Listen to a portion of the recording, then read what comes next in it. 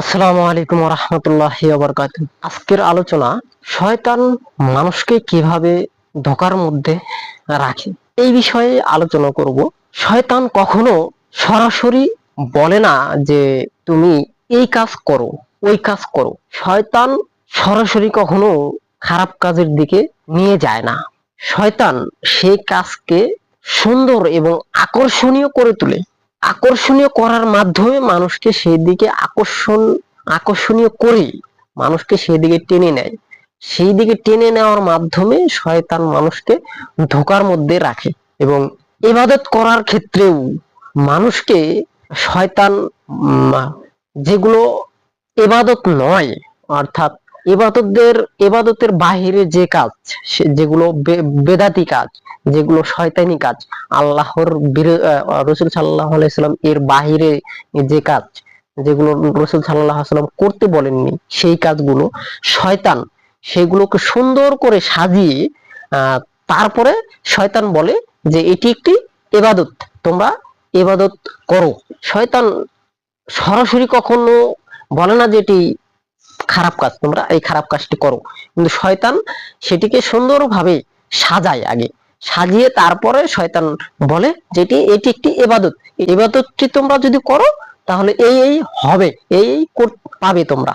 তখন মানুষ আকর্ষণ আকর্ষণীয় হয়ে সে আমলটি মনের আনন্দে করতে থাকে, কিন্তু সেটি যে শয়তানের ধোঁকা, মানুষের মানুষ সেটি আর বুঝতে চায় না, বুঝতে পারে না, কেননা সেটি শয়তানের ধোঁকা।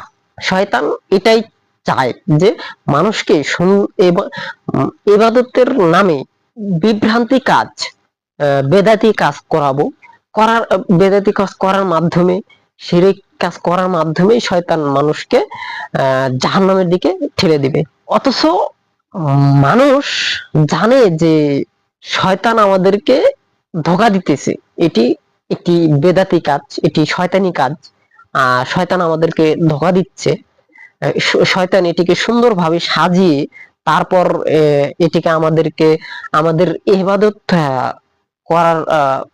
করানোর চেষ্টা করতেছে, কিন্তু এটি ইবাদত নয়।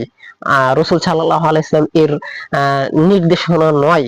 এটি শয়তান সুন্দরভাবে সাজিয়ে এটি আমাদেরকে আহ করানোর করাচ্ছে, শয়তান আমাদেরকে করাচ্ছে, কিন্তু মানুষ তাও সাবধান হয় না, কারণ তারা শয়তানের ধোঁকায় থাকে।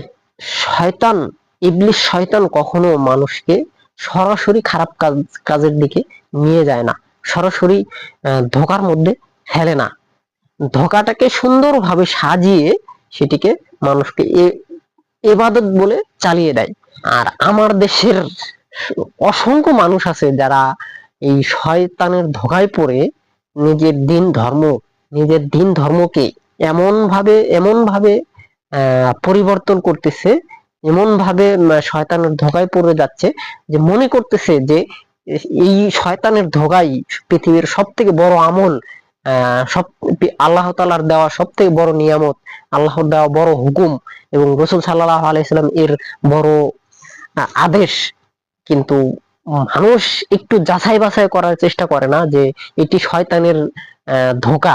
শয়তান এটিকে সুন্দর করে সাজিয়ে তারপর আমাদেরকে এইদিকে আকর্ষণীয় করে তুলছে, এটি আমাদেরকে করাতে বাধ্য করতেছে শয়তান, কিন্তু মানুষ এটা উপলব্ধি করে না। সেটি মানুষ মানুষ কখনো বোঝারও চেষ্টা করে না যে এটি আমরা একটি খারাপ কাজের দিকে চলে যাচ্ছি। যাই হোক, আমাদেরকে অবশ্যই শয়তান থেকে দূরে থাকতে হবে, শয়তানের ধোঁকাকে খুঁজে বের করার চেষ্টা করতে হবে, শয়তান কিভাবে ধোঁকা দেয় জানতে হবে।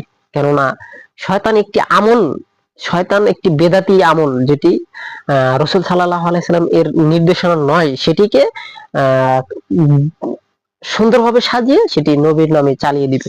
এই জন্য আমাদেরকে অবশ্যই এই সব ফিতনা থেকে, এই সব বেদাতি কাজ থেকে আমাদেরকে দূরে থাকতে হবে। আল্লাহ তাআলা যেন সবাইকে এই সব বোঝার, শয়তান থেকে দূরে থাকার, শয়তানি ধোঁকার বোঝার, নিজের ঈমানকে কঠোর ভাবে বোঝার, ধরে রাখার, মানুষকে ধৈর্য দেয়, মানুষকে ঈমান দেয়, এই দোয়া রেখে আজকের ভিডিও এখানেই শেষ করতেছি। এবং শেষে একটি কথা বলি যে ভিডিওটি যদি একটু দিনের জ্ঞানী কোনো কথা মনে হয়, অবশ্যই অনুরোধ করব চ্যানেলটিকে সাবস্ক্রাইব করার জন্য। সাবস্ক্রাইব করলে আমি যে ভিডিওগুলো করব যদি দিনের জ্ঞানী হয়, অবশ্যই পরবর্তীতে এই ভিডিওটি আপনার কাছে দ্রুত পৌঁছাবে। আপনি নতুন একটি জ্ঞানী জ্ঞানী ভিত্তিক একটি ভিডিও দ্রুত পাবেন এবং নতুন যেই ভিডিও করব সেটি আপনি দ্রুত পাবেন। এই জন্য অনুরোধ থাকবে চ্যানেলটি সাবস্ক্রাইব করার জন্য।